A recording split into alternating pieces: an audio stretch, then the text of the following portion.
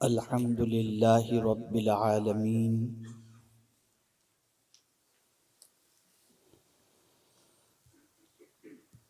والعاقبۃ للمتقین والصلاة والسلام علی سید الانبیاء والمرسلین وعلى آلہ واصحابہ الطیبین الطاہرین اما بعد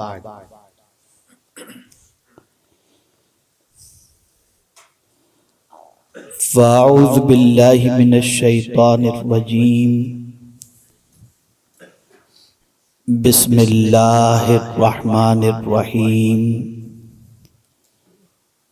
خذ العفو وَأْمُرْ بِالْعُرْفِ وَأَعْرِضْ عَنِ الْجَاهِلِينَ وَإِمَّا يَنزَغَنَّكَ مِنَ الشَّيْطَانِ نَزْغٌ فَاسْتَعِذْ بِاللَّهِ صدق اللہ العظیم۔ قابل قدر علماء ذی وقار، حاضرین و حاضرات و ناظرین، السلام علیکم ورحمۃ اللہ وبرکاتہ۔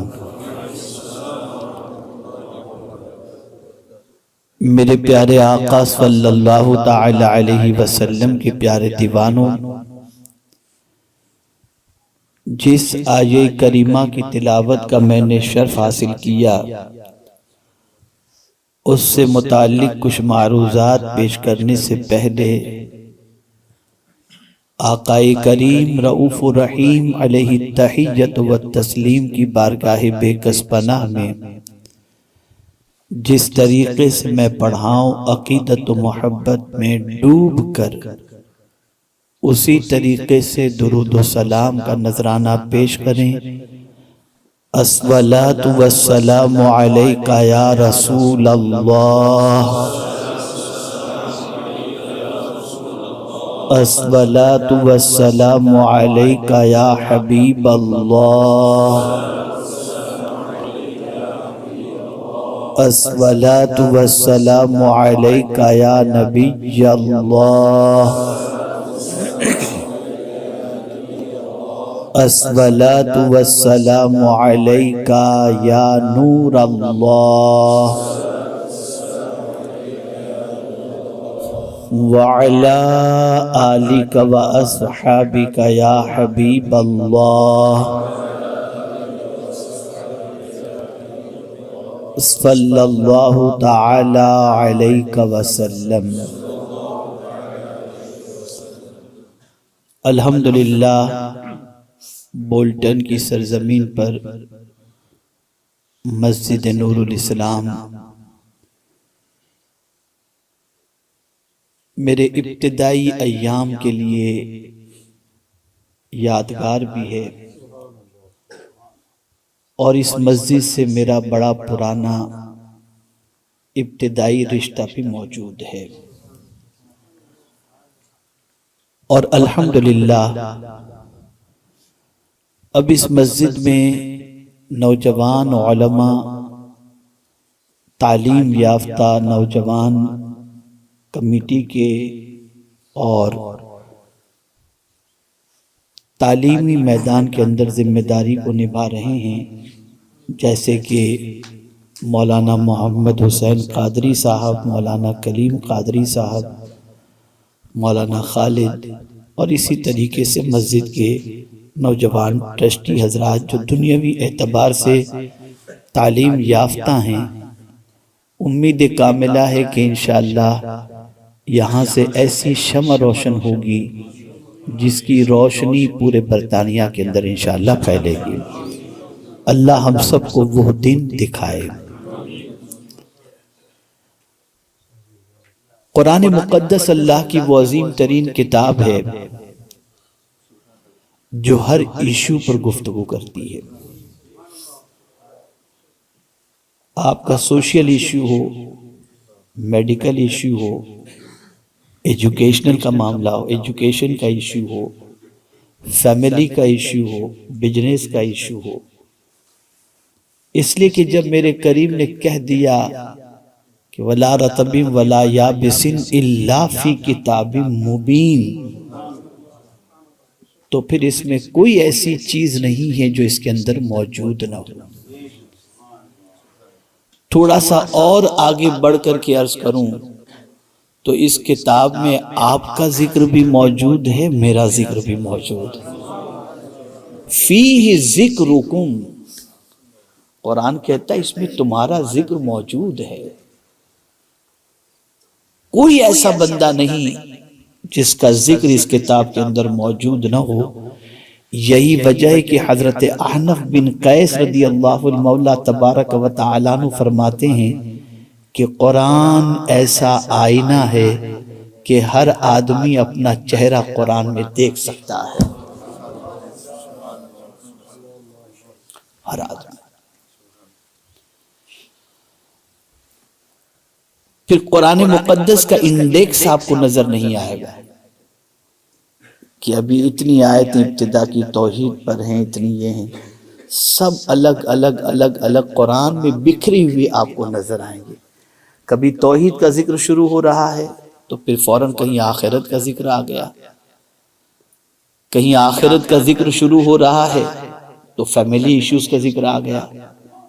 یہ قرآن کا ایک ایسا انداز ہے کہ جس انداز کی مثال ملنا ممکن ہی نہیں ہے۔ اس وقت امت مسلمہ یہ سوچ رہی ہے کہ ہمارا دین سچا، ہمارا قرآن سچا، ہمارا رب سچا، ہمارے آقا صلی اللہ علیہ وسلم سچے، پھر ہم پوری دنیا کے اندر کیوں اس طریقے سے مارے مارے پھر رہے ہیں اور بیکورڈ کی حیثیت سے اپنی زندگی کو ہم کیوں گزار رہے ہیں؟ اور وہ کون سا فارمولا ہے جسے اپنایا جائے، جس کی بنیاد پر ہم دنیا کے اندر ایک اچھی قوم کی حیثیت سے، اچھی طاقت کی حیثیت سے اپنی پہچان بھی کروا سکیں اور اپنی بات بھی منوا سکیں؟ یہ دنیا کا ہر دانشور اور خاص طور پر ملت کا درد رکھنے والا انسان اس وقت یہ سوچ رہا ہے، اور اس کے لیے مختلف کانفرنسز ہوتی ہیں، مختلف پلانز جو ہے وہ بنائے جاتے ہیں اور مختلف منصوبے بنائے جاتے ہیں کہ قوم کو ترقی کی طرف لے جانے کے لیے کیا کرنا چاہیے۔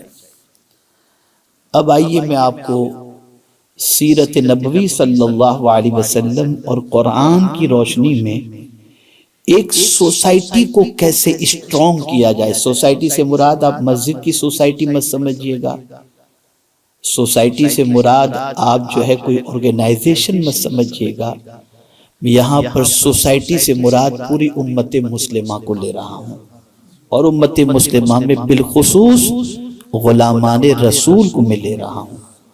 ہم کیسے یونائٹ ہوں؟ کون سا فارمولا ایسا ہے جسے رسول اعظم صلی اللہ تعالی علیہ وسلم نے اس طریقے سے اپنایا کہ آج حقیقی بھائی بھائی بھی ایک دوسرے سے محبت نہیں کر پاتے جیسی ہونی چاہیے، لیکن مصطفیٰ جان رحمت صلی اللہ علیہ وسلم نے انصار و مہاجرین کو ایسا بھائی بھائی بنا دیا کہ دنیا میں ایسے رشتے والے بھی بہت کم آپ کو نظر آئیں گے۔ تھوڑا سا سمجھنا ہے۔ تاجدار کائنات صلی اللہ تعالی علیہ وسلم نے جب دعوت کا آغاز فرمایا مکے کی سرزمین پر،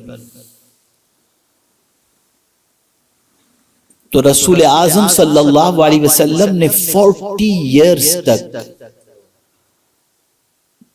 پورے حجاز کی سچویشن اور وہاں بسنے والے لوگوں کی سچویشن کا مشاہدہ کیا، آبزرو کیا کہ یہ جو پورے انسان یہاں پر بستے ہیں ان میں کیا کیا چیزوں کی کمی ہے۔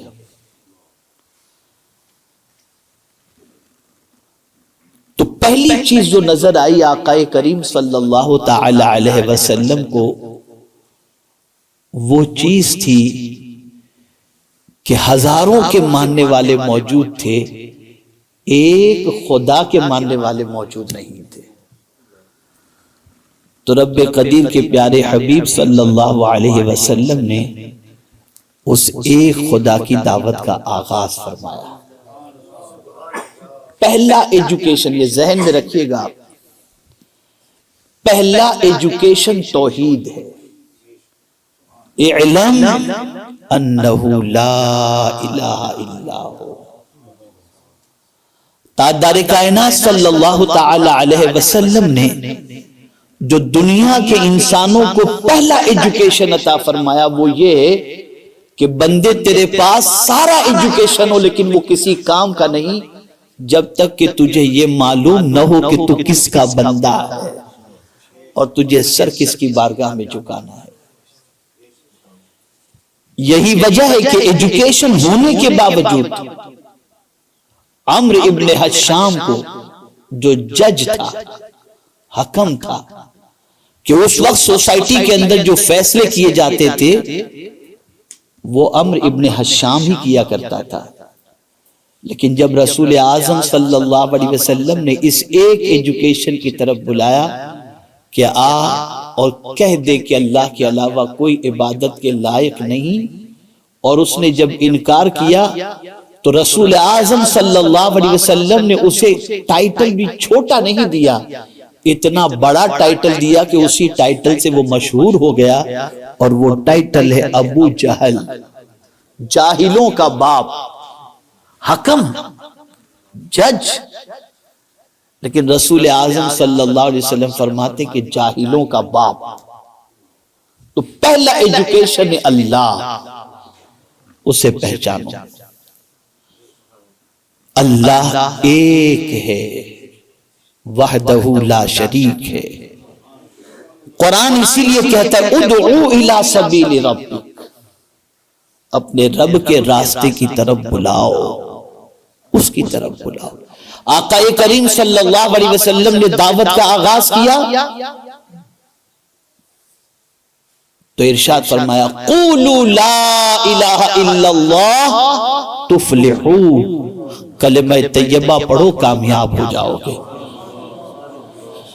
تو پیغمبر رحمت صلی اللہ علیہ وسلم نے سب سے پہلے رب سے جوڑنے کی بات کی، بلکہ میں اگر بات جوڑنے کی کہوں تو میرے آقا صلی اللہ علیہ وسلم نے بندوں کو بندے سے بھی جوڑا اور بندوں کو خدا سے بھی جوڑا،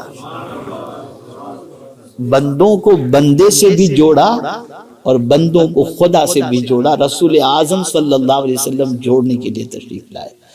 اب اللہ کی محبت پیغمبر رحمت صلی اللہ علیہ وسلم نے لوگوں کے دلوں میں اتنی بٹھا دی کہ رب کی محبت میں ہر قسم کی قربانی دینے کے لیے وہ تیار ہو گئے۔ انہیں یقین ہو گیا کہ ہمارا رب اللہ ہے، رزق دینے والا اللہ ہے، زندگی دینے والا اللہ ہے، موت دینے والا اللہ ہے، عزت دینے والا اللہ ہے، ذلت دینے والا اللہ ہے، خوشی دینے والا اللہ ہے، غم دینے والا اللہ ہے، جو کچھ بھی ہے وہ سب اسی کی طرف سے ہے۔ پھر ایک کنفیوژن پیدا ہوا کہ جب سب کچھ اللہ کی طرف سے ہے تو پھر معاذ اللہ جو گناہ ہو جاتے ہیں تو اس کے بارے میں کیا؟ تو پھر رب نے فرمایا ما اصابک من حسنۃ فمن اللہ وما اصابک من سیئۃ فمن نفسک، جو نیکی اور بھلائی تم سے سرزد ہوتی ہے یہ سب کچھ اللہ کی طرف سے ہے، اور جو کچھ برائیاں تم سے سرزد ہوتی ہیں وہ تمہارے نفس کا اپنا قصور ہے۔ برائی کی نسبت قدرت کی طرف نہیں کی جا سکتی، برائی میں خود کا قصور، نیکی سب کچھ اللہ کی طرف سے۔ یہاں ایک ذہن دے دیا گیا، اور وہ ذہن کیا ہے؟ تم کوئی بھی اچھا کام کرو اسے اپنا کمال نہ سمجھو، اسے رب کا کرم سمجھو۔ کوئی بھی اچھا کام کرو اس میں اپنا کمال نہ سمجھو، اسے رب کا کرم سمجھو۔ اس کو میں ایک واقعے کے ذریعے سمجھاؤں۔ جب حضرت ایوب علیہ السلام نے صبر کیا اور بہت صبر کیا، اتنا صبر کیا کہ صبر ایوب مشہور ہو گیا،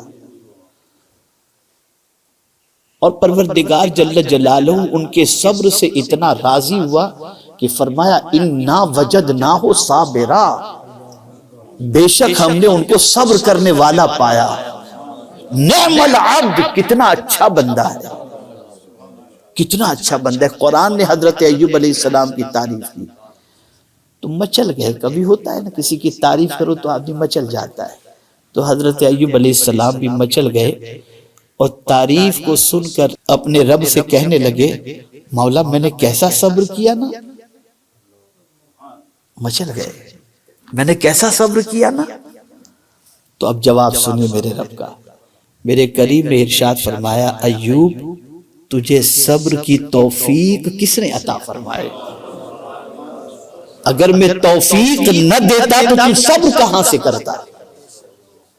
یہ ہے ما اصابک من حسنۃ فمن اللہ، جو بھی بھلائی پہنچے، جب یہ انسان کے ذہن میں چیز رہے گی کہ میں کچھ بھی نہیں، اسی لیے اعلیٰ حضرت عظیم البرکت امام عشق و محبت نے ترجمہ قرآن جب کیا اور بسم اللہ الرحمن الرحیم کا ترجمہ جب کیا تو بسم اللہ الرحمن الرحیم کے ترجمے میں لائے ہی نہیں، ابتدا ہی اللہ سے کر دیا۔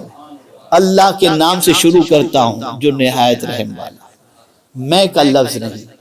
جب تک کہ اس راہ کے اندر میں کو نہیں مٹاؤ گے تب تک کچھ نہیں ہو سکتا۔ یہاں میں کو مٹانا ہے، اور پھر اس میں کو مٹانے کا طریقہ کیا ہے اسے بھی قرآن نے مینشن کیا۔ خود رب نے حضور صلی اللہ علیہ وسلم سے فرمایا میرے محبوب تم لوگوں کو میری محبت کی طرف بلاتے ہو، میری توحید کی طرف بلاتے ہو، تو ذرا تم بتا دو نا تم مجھ سے کتنی محبت کرتے ہو، تم جو سارا کام کرتے ہو کس لیے کرتے ہو، ذرا یہ بھی لوگوں کو بتا دو۔ مولا تو جانتا ہے لیکن کہنے کے لیے فرمایا تم کہہ دو۔ تو حضور نے کیا فرمایا قل ان صلاتی ونسکی ومحیای ومماتی للہ رب العالمین، کہ بے شک میری نماز، میری قربانی، میرا جینا، میرا مرنا، یہ سب کچھ اللہ کے لیے ہے، یہ سب کچھ اللہ کے لیے۔ اور جینے مرنے کو منشن کر کے رسول اعظم صلی اللہ علیہ وسلم نے واضح فرما دیا کہ میں جی بھی رہا ہوں اللہ کے لیے اور مرنا بھی چاہتا ہوں تو اللہ کی محبت میں اس دنیا چلا جاتا۔ تو ابتدا پیغمبر رحمت صلی اللہ علیہ وسلم نے ایک خدا کی طرف بلانے کی، ٹھیک ہے۔ اب جب رسول اعظم صلی اللہ علیہ وسلم نے اللہ کی طرف بلائے تو جیسے ہی بلانا شروع کیا جو بھی اللہ کو ماننے والے ہوتے جاتے وہ مصطفیٰ پیارے صلی اللہ علیہ وسلم کی سوسائٹی کے ممبر بنتے چلے جاتے۔ اب وہ سوسائٹی کے ممبر، ایک نئی سوسائٹی تشکیل پا رہی ہے مکہ مکرمہ میں۔ اب دشواریوں کا سلسلہ شروع ہوا، جیسے ہی لوگ اسلام قبول کرنے لگے اور اسلام قبول کرنے کے بعد اسلام اور کفر کا فاصلہ ہونے لگا، باپ بیٹے الگ ہو رہے ہیں، ماں بیٹے الگ ہو رہے ہیں، جیسا کہ حضرت مصعب ابن عمیر رضی اللہ تعالیٰ عنہ کا واقعہ کہ حضرت مصعب ابن عمیر رضی اللہ تعالیٰ عنہ قبول اسلام سے پہلے اتنا قیمتی عطر استعمال کرتے کہ مکے کی گلی سے وہ گزرے ہوتے تو لوگ کہہ دیتے یہاں سے مصعب ابن عمیر گزرے ہیں، ان کے عطر کی خوشبو اس طریقے سے گلیوں میں مہکتی رہتی، اور بہت قیمتی لباس وہ پہنا کرتے تھے، بہت قیمتی لباس۔ ان کی ماں کو اطلاع ملی کہ مصعب ابن عمیر نے حضور صلی اللہ علیہ وسلم کا دین قبول کر لیا، سختیاں شروع ہوئی۔ ماں نے کہا بیٹے دامن مصطفیٰ صلی اللہ علیہ وسلم چھوڑ دو ورنہ میں تمہارے پاس جتنے بھی قیمتی کپڑے ہیں چھین لوں گی، کھانا پینا بند کر دوں گی، عطر کے استعمال پر پابندی لگا دوں گی۔ تو قربان جائیے یہ جام توحید جو ہے نا یہ اتنا عظیم جام ہے کہ جب یہ کوئی پی لیتا ہے نا پھر کسی چیز کی پرواہ نہیں کرتا ہو۔ پھر وہ کسی چیز کی پرواہ نہیں کرتا۔ حضرت مصعب ابن عمیر رضی اللہ تعالیٰ عنہ نے اپنی ماں سے کہا ماں سب لے لے منظور ہے، لیکن میں دین سے انحراف نہیں کر سکتا اور نہ دامن مصطفیٰ صلی اللہ علیہ وسلم چھوڑ سکتا ہوں۔ سب کچھ چھین لیا گیا۔ ایک روز پھر ماں نے گھر سے نکال بھی دیا، حضرت مصعب ابن عمیر نکل بھی گئے اور کہیں سے تشریف لا رہے تھے، گرد آلود چہرہ تھا، بوسیدہ لباس تھا۔ صحابہ سے حضور نے فرمایا دیکھو کون آ رہا ہے۔ صحابہ نے دور سے پہچاننے کی کوشش کی، جب وہ قریب آئے تو سرکار صلی اللہ علیہ وسلم سے عرض کرنے لگے حضور یہ تو مصعب ابن عمیر ہیں۔ سرکار نے فرمایا کیا دور تھا اس کا، قیمتی کپڑے پہنا کرتا، قیمتی عطر استعمال کرتا، لیکن میرے رب کی محبت اور اس کے رسول کی محبت میں اس نے سب کچھ قربان کر دیا، سب کچھ قربان کر دیا۔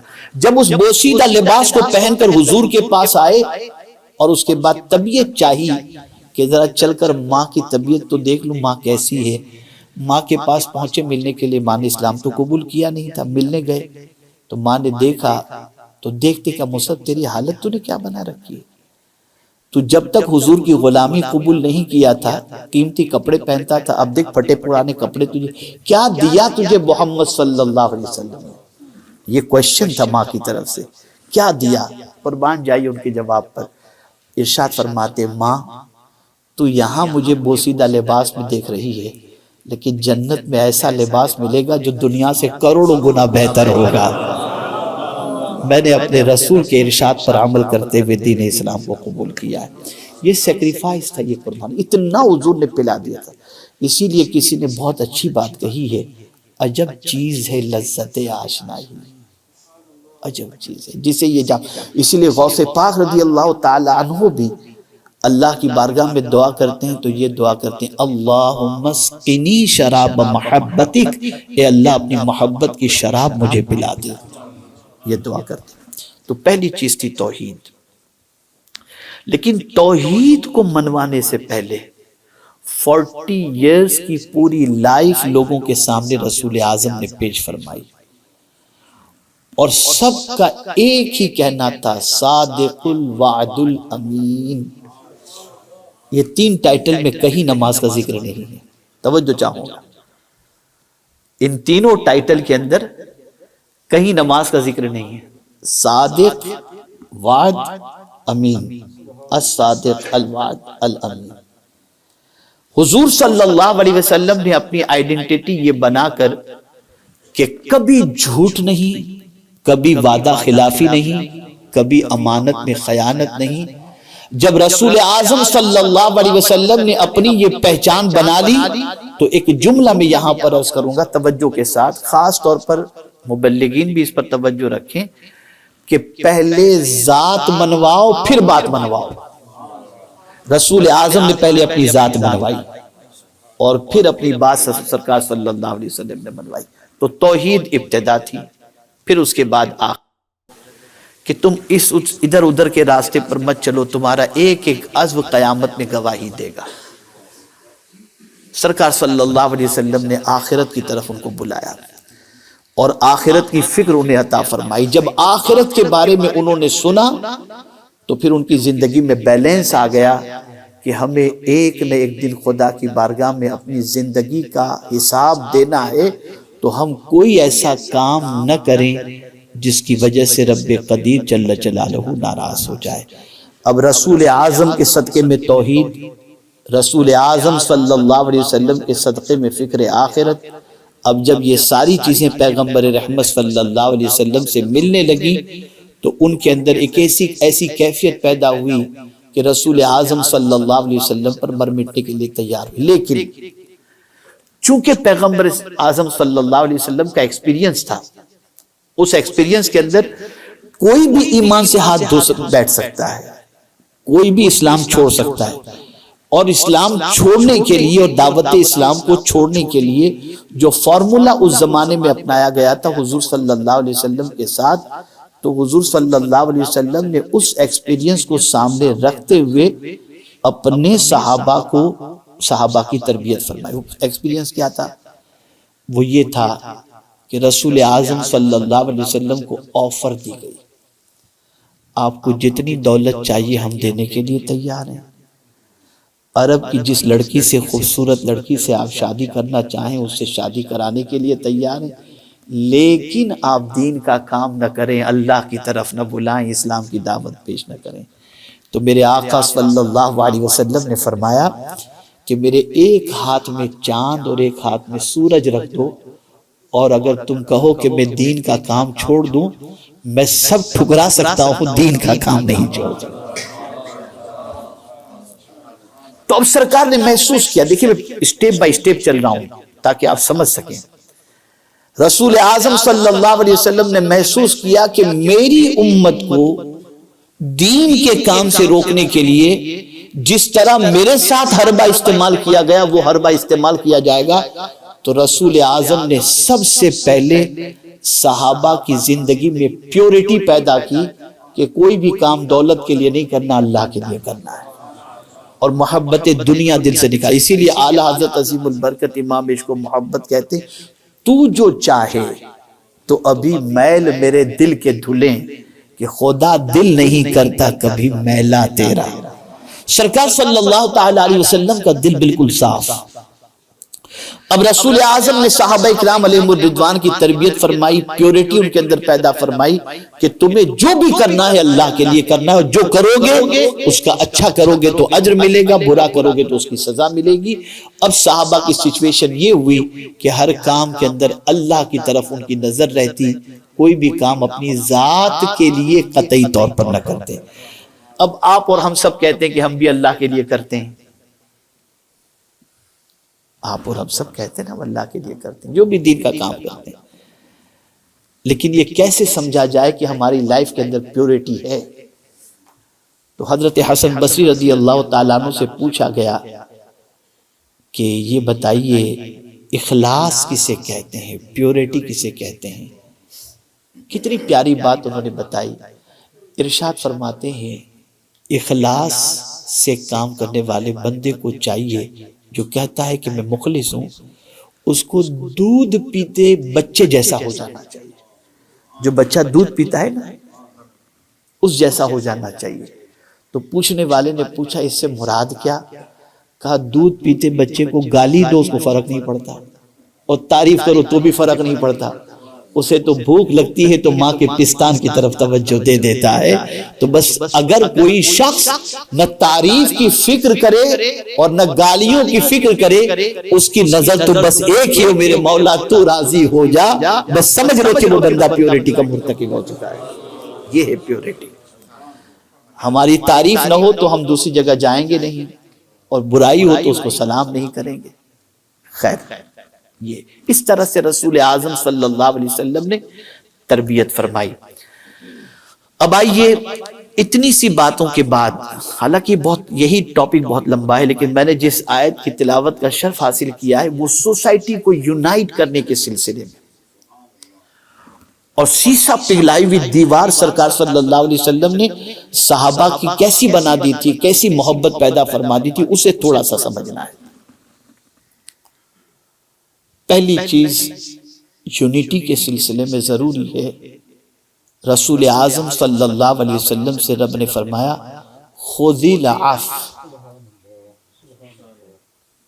معافی کو اختیار کرو، حضور سے فرمایا جا رہا ہے۔ کیا چیز؟ بولیے، آپ سن رہے ہیں نا، سمجھ رہے ہیں نا؟ بھئی ایسا تو نہیں ہے کہ سر کے اوپر سے بات جا رہی ہے، سمجھ رہے ہیں نا آپ میری بات؟ تو کیا چیز حضور سے فرمائے گی؟ خذی العفو، معافی کو اختیار کرو۔ یونٹی کے لیے سب سے پہلا فارمولا لیٹ گو کرنے کی عادت رکھنا ہے، عفو درگزر۔ اب ہوتا کیا ہے کہ آدمی یہ سوچتا ہے میں معاف کر دوں میری عزت چلی جائے گی، میں چھوڑوں گا نہیں۔ شوہر ہے تو بیوی کے معاملے میں کہتا ہے میں اسے نہیں چھوڑوں گا، باپ ہے تو بیٹے کے معاملے میں کہتا ہے میں اسے نہیں چھوڑوں گا، سوسائٹی کا کوئی ذمہ دار ہے تو سوچتا ہے کہ میں اگر بڑا ہو کر کے میں معاف کر دوں گا تو اس کی عادت بگڑ جائے گی۔ اس طریقے کی سوچ ہوتی ہے۔ اور کبھی آدمی سوچتا ہے کہ میں اگر معاف کر دیا تو میری عزت چلی جائے گی، کیا بزدل ہے کہ معاف کر دیا اس نے؟ لیکن قربان جائیے میرے آقا صلی اللہ علیہ وسلم کی عظمت پر کہ میرے آقا صلی اللہ علیہ وسلم فرماتے ہیں صدقہ دینے سے مال کم نہیں ہوتا اور معاف کرنے سے عزت کم نہیں ہوتی. یہ حضور صلی اللہ علیہ وسلم. اب دیکھیں یونٹی کریش کیسے ہو رہی تھی. غزوہ احد کے واقعے کو لے لیجئے, بڑا اختلاف پیدا ہو جاتا, 70 صحابہ شہید ہوئے. سرکار صلی اللہ علیہ وسلم نے صحابہ کی جماعت کو ایک پہاڑ پر کھڑا کر دیا, 50 صحابہ کی جماعت کو, اور فرما دیا یہاں سے کوئی اترے گا نہیں جب تک کہ میں نہ کہوں. اور اس طرف میدان جنگ کے اندر جنگ چل رہی ہے, اور جنگ کے اندر اللہ تعالیٰ نے صحابہ کو کامیابی عطا فرمائی. موجود تھے, انہوں نے سوچا کہ اب تو جنگ ختم ہو رہی ہے اور صحابہ کامیاب ہو گئے. ذہن سے بات نکل گئی یا خطائے اجتہادی ہو گئی, ادھر سے اترے. خالد بن ولید اسلام قبول نہیں کیے تھے, دور سے انہوں نے یہ مورچہ خالی دیکھا, حملہ کیا, جس حملے میں سیدنا امیر حمزہ شہید ہوئے, حضرت مصعب بن عمیر شہید ہوئے, حضرت عبداللہ بن جہش شہید ہوئے, اور تقریباً 70 صحابہ اس جنگ کے اندر شہید ہوئے. کتنا بڑا نقصان. ایون یہاں تک کہ رسول اعظم صلی اللہ علیہ وسلم کے دندان مبارک بھی شہید ہوئے. اتنا بڑا لاس, اتنا بڑا لاس. اب سرکار صلی اللہ تعالی علیہ وسلم ان صحابہ کی مسٹیک پر, ان پر سخت سرزنش کرتے, ان کو غلامی سے خارج کر دیتے, ان کو کڑی سے کڑی سزا دیتے. لیکن خدا کی قسم جب میں قرآن کی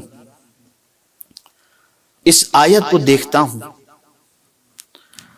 اور پیغمبر رحمت صلی اللہ علیہ وسلم کے عفو و کرم کے حوالے سے اللہ کا پیغام جب پڑھتا ہوں تو میری عقل دنگ رہ جاتی ہے.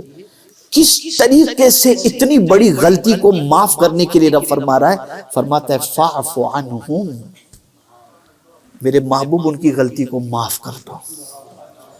اب ظاہر سی بات ہے آپ اور ہمیں, ہمارے سامنے کوئی غلطی کرے, چلو ٹھیک ہے معاف کر دیا, لیکن دل میں ہمارے بات رہتی ہے. اور اگر ہمارے نہ رہے تو سامنے والے کے دل میں بات رہتی ہے کہ پتہ نہیں معاف کیا بھی کہ نہیں کیا سچے دل سے.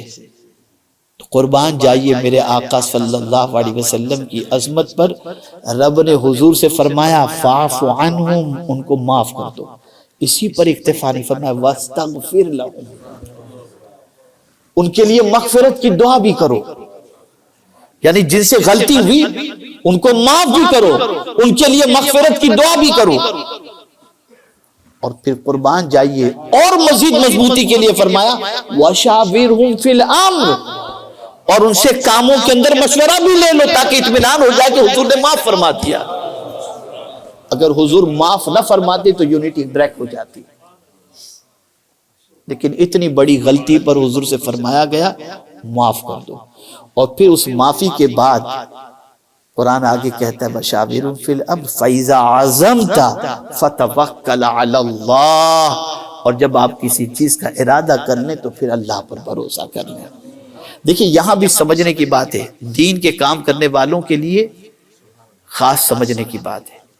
یہاں پہلے فرمایا گیا ان کو معاف کرو, پھر فرمایا گیا ان کے لیے مغفرت کی دعا کرو, پھر فرمایا گیا ان سے مشورہ لو. لیکن یہ نہیں فرمایا گیا کہ جب دین کا کام کرو تو ان پر بھروسہ کرو. سمجھنے کی بات جو ہے نا وہ یہ ہے اس کے ساتھ ساتھ کہ جب تم دین کے کام کا ارادہ کرو یا کسی اچھے کام کا ارادہ کرو تو لوگوں پر بھروسہ مت کرنا. فَإِذَا عَزَمْتَ فَتَوَكَّلْ عَلَى اللَّهِ, جب تم ارادہ کر لو تو اللہ پر بھروسہ کر لو, اس لیے کہ سب ساتھ چھوڑ سکتے ہیں, رب ساتھ نہیں چھوڑ سکتا. بھئی امام حسین رضی اللہ المولا تبارک و تعالی عنہ, میں اپنی زندگی کا ایک واقعہ بتاؤں. دعوت کے راستے میں بڑے سخت مراحل سے اللہ نے گزارا ہے. ہمارے پرانے ساتھی جیسے شفیق بھائی وغیرہ سب جانتے ہیں, حضرت علامہ مولانا محمد اقبال صاحب قبلہ, یہ سب لوگ جانتے ہیں کہ برطانیہ کی سرزمین پر دعوت کے راستے میں کتنے امتحان سے گزرنا پڑا. تو انڈیا میں بھی سخت امتحان تھا اور اس امتحان سے ہم گزر رہے تھے. ایسا ہوتا تھا آج کوئی ساتھ ہے, پتہ چلا کل وہ ساتھ چھوڑ دیا. تو ظاہر سی بات ہے کہ انسان ہیں, ذہن کے اندر سوالات تو پیدا ہوں گے. تو میں نے ایک بزرگ سے عرض کیا کہ حضرت سمجھ میں نہیں آتا کون میرے ساتھ ہے اور کون میرے ساتھ نہیں. آج ساتھ میں ہوتا ہے، کل چھوڑ دیتا ہے، پھر پتہ نہیں ساتھ چھوڑ دیتا ہے، پھر ساتھ جڑ جاتا ہے. تو حضرت یہ کیسے دین کا کام کیسے کریں؟ اب ان کا جملہ یاد رکھیے گا، زندگی بھر آپ کو کام آئے گا، زندگی بھر. انہوں نے فرمایا کہ مولانا آپ عالی نسب ہیں. میں نے کہا نہیں، میں تو ممن ہوں، عالی نسب تو سید تو سب سے افضل و اعلیٰ. کہا اچھا آپ کے باپ دادا میں کوئی ولی گزرے ہیں؟ میں نے کہا ٹوٹا پھوٹا جو علم ہے اس کے اعتبار سے جو ولی کی ڈیفینیشن قرآن شریف میں ہے تو اس اعتبار سے تو ہم کہہ سکتے ہیں کہ ایسا تو کوئی ہماری نظر میں نہیں ہے. کہا آپ ولی ہیں؟ میں نے کہا حضرت میں تو ولیوں کے قدموں کی خاک ہوں. اب ان کا جملہ یاد رکھیے گا.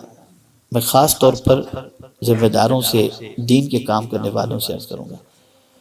انہوں نے فرمایا مولانا نہ آپ ولی، نہ آپ بڑے خاندان والے، نہ آپ کے دادا، نہ نانا ولی، کوئی بھی نہیں.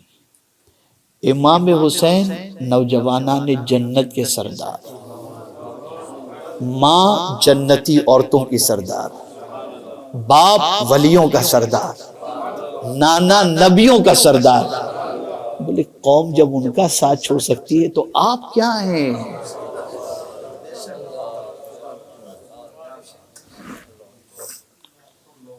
اس لیے جب بھی کام کرو قوم پر بھروسہ کر کے نہیں، اللہ پر بھروسہ کر. یہ بات زندگی بھر یاد رکھیے گا، اللہ پر بھروسہ.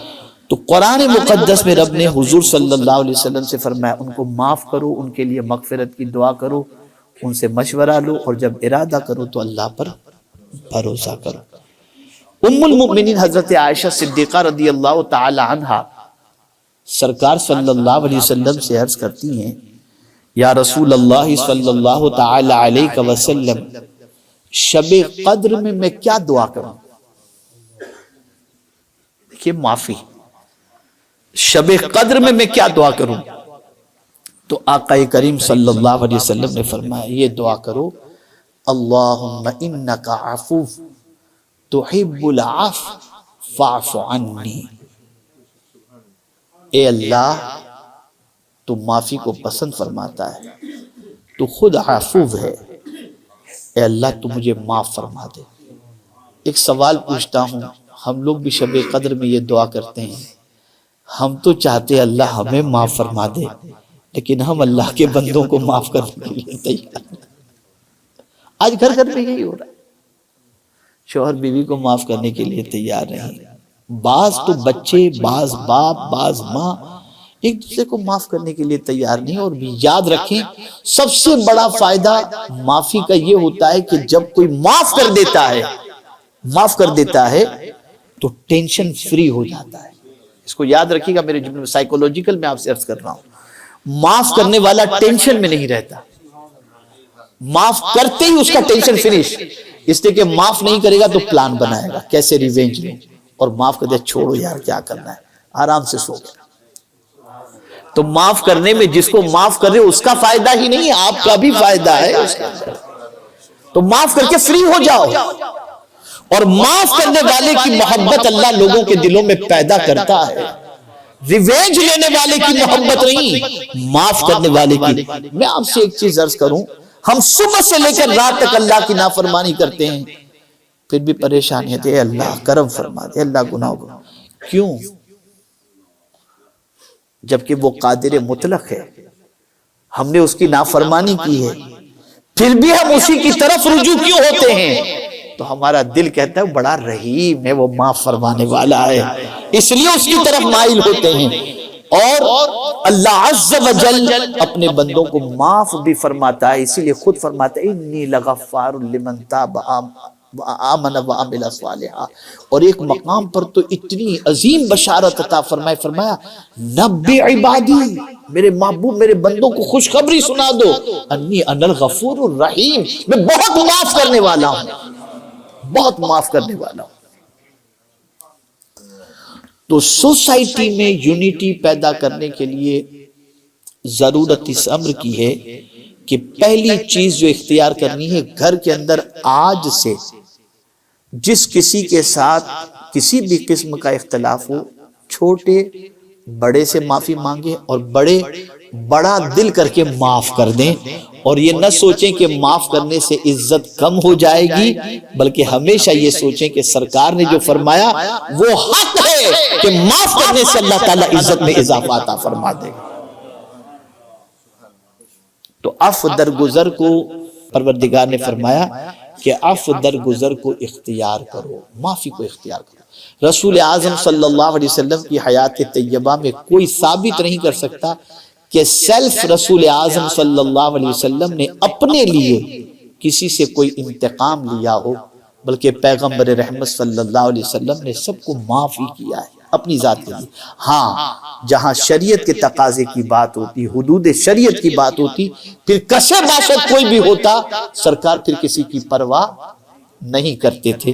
جیسا کہ خود امام حسین رضی اللہ تعالیٰ عنہ کی زندگی ہماری نگاہوں کے سامنے،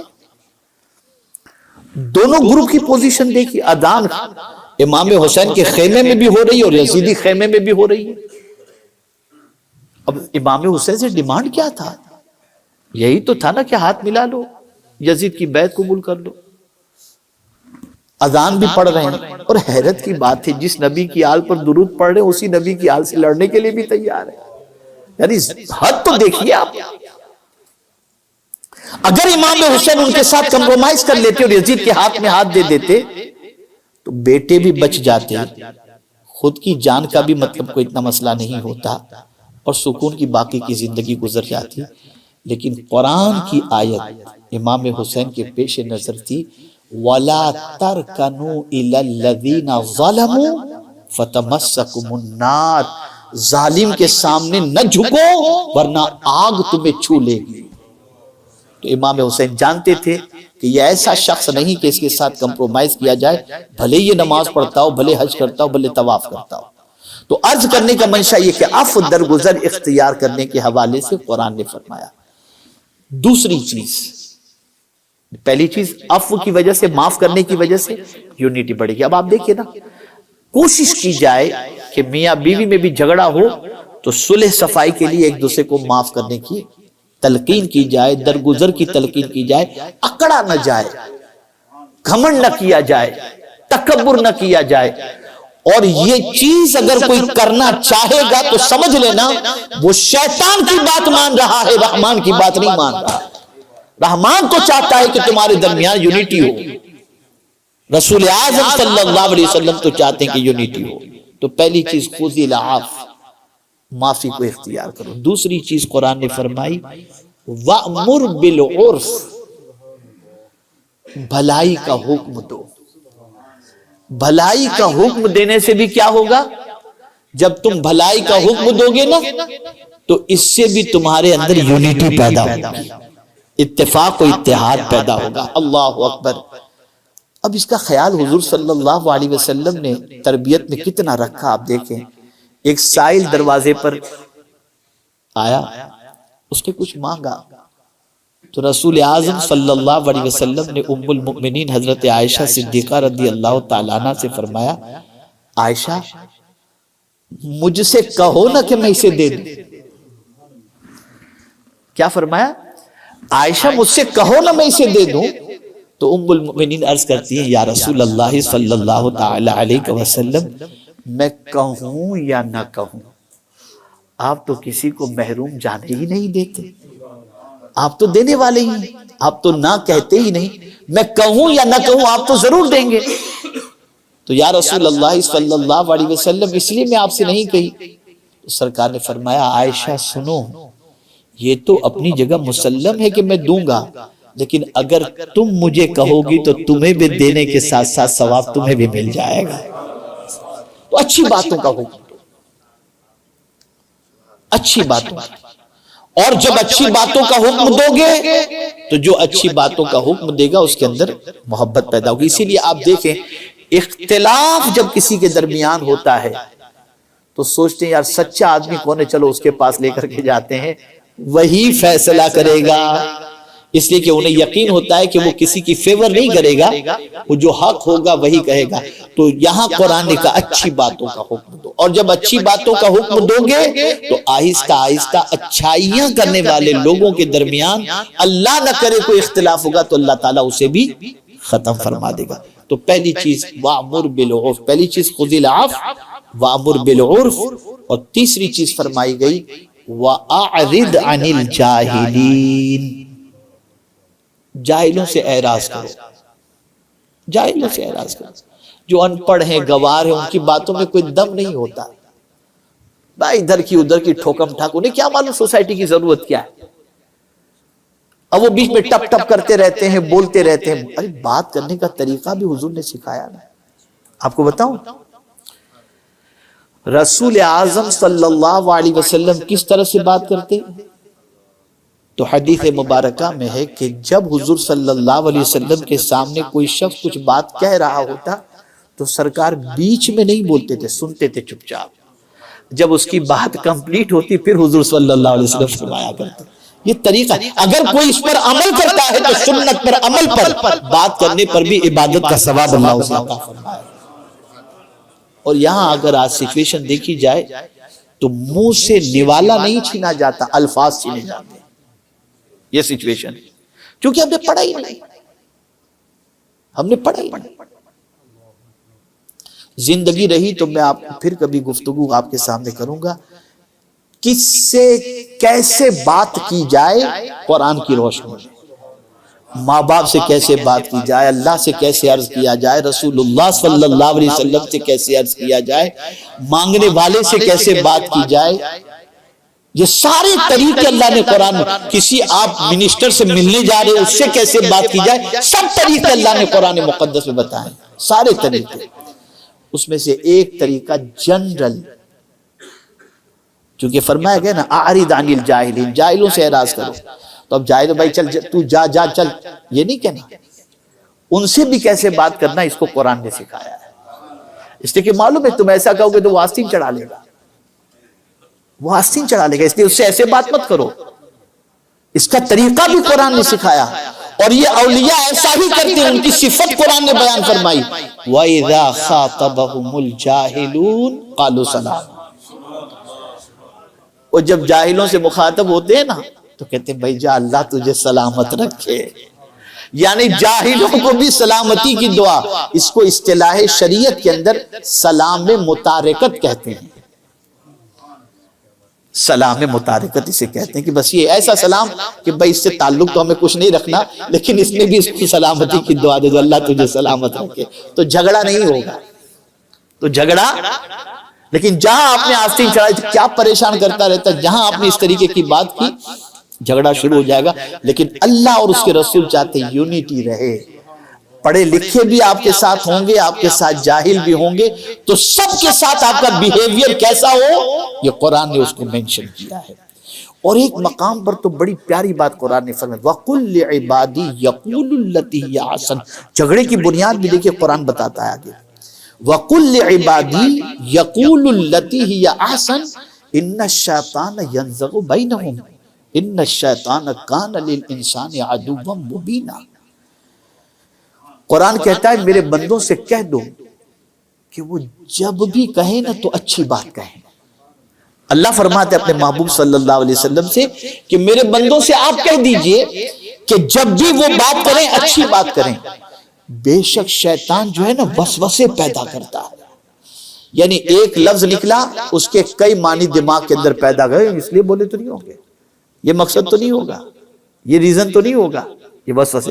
تو آپ اچھی بات اگر کرو گے تو وسوسے پیدا ہی کہاں سے کرے گا وہ؟ اس لیے قرآن نے کہہ دیا کہ جب بھی بندوں سے بات کرو اچھی بات کرو۔ ان الشیطان ینزغ بینہم ان الشیطان کان للانسان عدوا مبینا، شیطان انسان کا کھلا ہوا دشمن ہے۔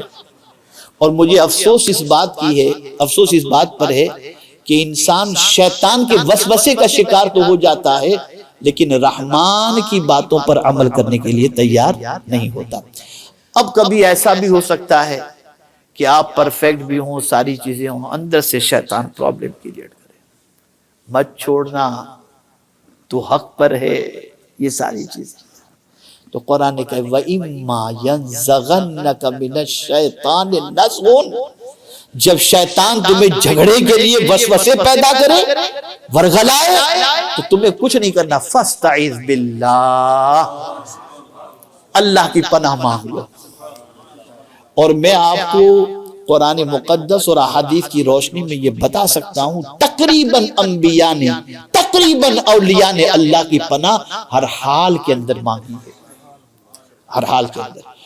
اور یہ ہو ہی نہیں سکتا، یہ جملہ میرا زندگی بھر یاد رکھیے گا، یہ ہو ہی نہیں سکتا رب کسی چیز کے مانگنے کا حکم فرمائے اور بندہ وہ چیز مانگے تو مولا نہ دے۔ جب اس نے کہہ دیا اللہ کی پناہ مانگو، جیسے آپ نے کہا اعوذ باللہ من الشیطان الرجیم، مولا پناہ عطا فرما دے، مولا پناہ عطا فرما دے۔ تو یونیٹی کے لیے یہ چیزیں بنیاد ہیں قرآن مقدس کے اعتبار سے۔ سوسائٹی جو بکھر رہی ہے اس میں پہلی کمی رب کی خوشی کا خیال نہیں، دوسری چیز کہیں نہ کہیں پیورٹی کے اندر کمی آ جاتی ہے اور خود کا مفاد یا خود اپنی ذات اس کے اندر انوالو ہو جاتی ہے، تیسری چیز جب آپ ساتھ میں چل رہے ہیں تو ایک دوسرے کا دھکا تو لگے گا نا، دھکا تو لگے گا۔ تو اب یہ ساری چیزیں ہو تو مار دھاڑ کرنے کی ضرورت نہیں، لیٹ کو کرو، ہو گیا، کبھی تمہارا دھکا لگ گیا کبھی اس کا دھکا لگ گیا، لیٹ کو کرو۔ اور اسی کے ساتھ ساتھ معافی کو اختیار کرو، اور کبھی شیطان تمہیں ورغلائے اور تمہیں اسکرائے تو اللہ کی پناہ مانگو۔ جب رسول اعظم صلی اللہ علیہ وسلم نے صحابہ کی اس طریقے سے تربیت فرمائی تو جانتے سچویشن کیا ہوئی؟ جانتے سچویشن کیا ہوئی؟ اللہ اکبر، اللہ اکبر۔ ایک پیالہ پانی کا ہے، میدان جنگ میں زخمی صحابہ موجود ہیں، پلانے والا پہلے زخمی صحابی کے پاس پہنچتا ہے اور چاہتا ہے کہ ان کی زندگی اور موت قریب سے قریب، زندگی ختم ہونے کے قریب ہے، موت کے قریب ہے، شہادت کے قریب ہے، میں انہیں پانی پیش کروں۔ جیسے ان کو پانی پیش کرنے کے لیے جاتا ہے وہ شخص یا جو بھی جاتے ہیں، دوسرے زخمی صحابی العطش، العطش کہتے ہیں، میں کیسے پانی پیوں، میرا بھائی پیاسا ہے، پہلے اس کو پانی پلا۔ ایسی سچویشن میں پانی پینے کی بجائے دوسرے بھائی کی طرف، وہاں جب پہنچے تو تیسرے نے آواز دی، تو انہوں نے کہا میں کیسے پانی پیوں، میرا بھائی پیاسا موجود ہے۔ تیسرے کی طرف، یہاں تک کہ 7 صحابہ کا کم و بیش ذکر ہے، ان کے پاس پہنچے، اور جب وہاں پہنچے تو وہ بھی شہید، پہلے کے پاس پہنچے تو وہ بھی شہید۔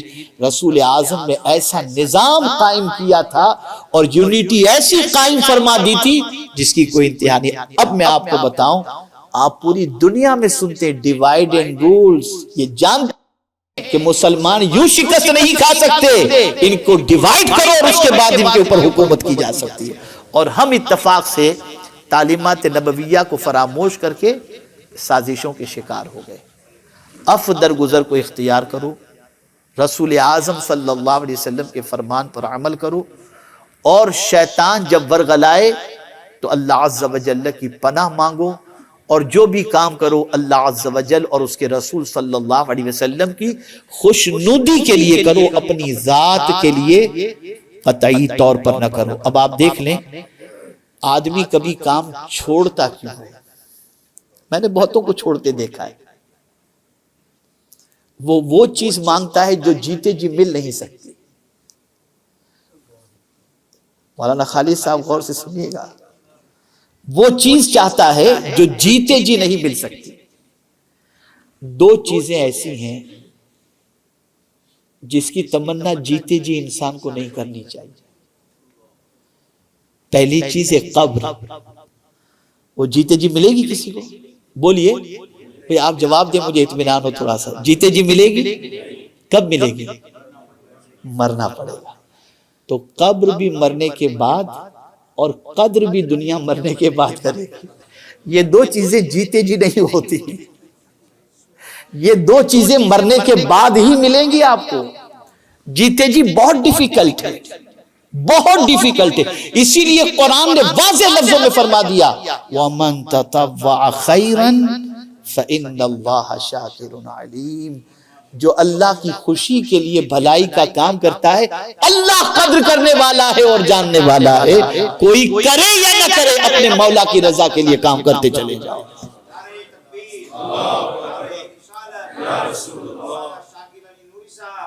یہ چیز ہمیشہ کے لیے ذہن کے اندر محفوظ کر لیں. یہ دو چیزیں جیتے جی نہیں ملتی، یہ مرنے کے بعد. ہم نے دیکھا ہے، ہم نے اپنے بڑوں کو دیکھا ہے کیا پوزیشن رہی اور آج ان کی کیا پوزیشن ہے. تو کبھی قدر دنیا کرے جہاں یہ خیال آ گیا کہ آپ کا کام اپنے لیے ہو گیا، نہیں، بس مولا تو، بس ایک ہی چیز. تو میرے پیارے آقا صلی اللہ تعالی علیہ وسلم کے پیارے دیوانوں، میں سمجھتا ہوں مجھے جتنا وقت دیا گیا تھا تقریباً وہ وقت مکمل ہو چکا. اب ایک بات یونٹی کے حوالے سے میں آپ کے سامنے عرض کر دوں، اور وہ یہ ہے کہ اگر ریت ہے، ریت سمجھتے ہیں نا، میرا خیال ہے سب سمجھتے ہوں گے، ریت سمجھتے ہیں نا؟ ہاں، وہ ریت کو آپ اتنی ساری ریت کو لیجئے اور کوئی کانچ کی کھڑکی اس کے اوپر پھینکیے، کانچ کی کھڑکی ٹوٹے گی؟ نہیں ٹوٹے گی نا، ریت تو بکھری ہوئی. اتنی سی ریت اٹھا کر ماریے آپ، شیشہ نہیں ٹوٹے گا، کانچ نہیں ٹوٹے گا. لیکن اتنا سا پتھر ماریں گے نا آپ تو کانچ ٹوٹ جائے گا. اس لیے جہاں یونٹی ہوتی ہے نا اس کی طاقت بہت عظیم ہوا کرتی ہے، اور اللہ تعالیٰ یونٹی کی وجہ سے باطل کو شکست اور حق کو کامیابی عطا فرماتا ہے. اور اس کے لیے ایک حدیث میں آپ کی سماعتوں کے حوالے کر دوں، سب اس کو ذہن کے اندر رکھیں. حضرت انس رضی اللہ المولا تبارک و تعالی عنہ سے رسول اعظم صلی اللہ علیہ وسلم نے فرمایا، اے انس، تجھ سے ہو سکے تو صبح اس حال میں کر کہ کسی مومن کے لیے تیرے سینے میں کینہ نہ ہو. سرکار صلی اللہ علیہ وسلم فرماتے، آگے بشارت سنی، فرماتے تجھ سے ہو سکے تو اس حال میں کر کہ کسی مومن کے لیے تیرے سینے میں کینہ نہ ہو. اور اے انس، یہ میری سنت ہے، اور جس نے میری سنت سے محبت کی اس نے مجھ سے محبت کی، اور جس نے مجھ سے محبت کی وہ جنت میں میرے ساتھ ہوگا.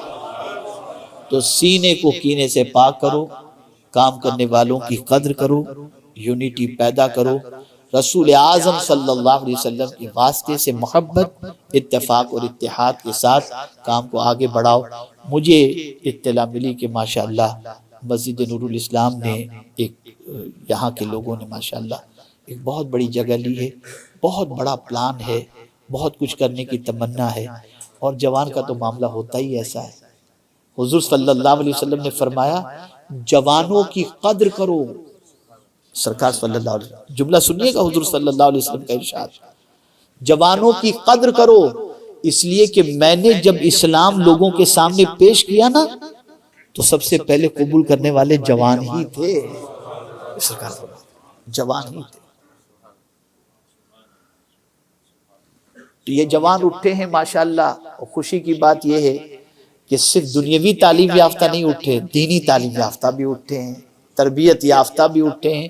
تو میں گزارش کروں گا کہ ایک ایسا ادارہ اور اتنا بہترین یہاں پر جو ہے وہ ادارہ اور انسٹیٹیوٹ قائم ہو جائے جہاں پر دل سنوارنے کے لیے بھی لوگ آئیں اور دماغ سنوارنے کے لیے بھی لوگ آئیں، اور قبر سنوارنے کے لیے بھی آئیں اور آخرت سنوارنے کے لیے بھی آئیں.